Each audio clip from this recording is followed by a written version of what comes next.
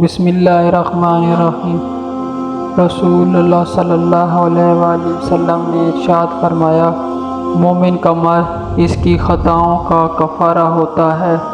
حضرت عمر فاروق رضی اللہ تعالیٰ عنہ، جس عالم کو دیکھو کہ وہ دنیا سے محبت رکھتا ہے تو دین کے معاملے میں اس پر اعتبار نہ کرو۔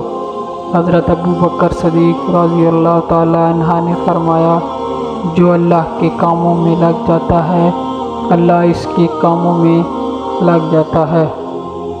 معاملات اللہ کے سپرد کرنا ہی بہتر ہوتا ہے، کیوں نہ کہ ہم خود بھی اپنے ساتھ اتنے مخلص نہیں ہوتے جتنا اللہ ہمارے ساتھ ہوتا ہے۔ تم مانگ کر تو دیکھو، سچے دل سے وہ تمہاری دنیا نہ بدل دے تو کہنا۔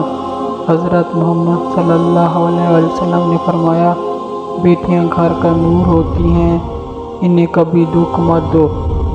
دعائیں اللہ کو منا لیتی ہیں، وہ مان جائے گا، دعا کرنا مت چھوڑنا۔ دو گھونٹ اللہ کو بہت پسند ہے، ایک غصے کا، دوسرا صبر کا۔ اللہ کا شکر ادا کرنے والے کبھی مایوس نہیں ہوتے۔ انسان اللہ کے سامنے گناہ کرنے سے نہیں ڈرتا، لیکن بندوں کے سامنے ان کے گناہوں کے آ جانے سے ضرور ڈرتا ہے۔ اور جب آپ کو اذان کا انتظار رہنے لگے تو اللہ سے محبت ہو گئی ہے۔ رب کو اوپر نہیں، اپنے دل میں تلاش کرو۔ مشکل وقت میں دوست کی خاموشی دھوکہ دینے کے برابر ہے۔ کسی کے لیے ہر وقت حاضر ہوگے تو لوگ اچھا نہیں فالتو سمجھ لیتے ہیں۔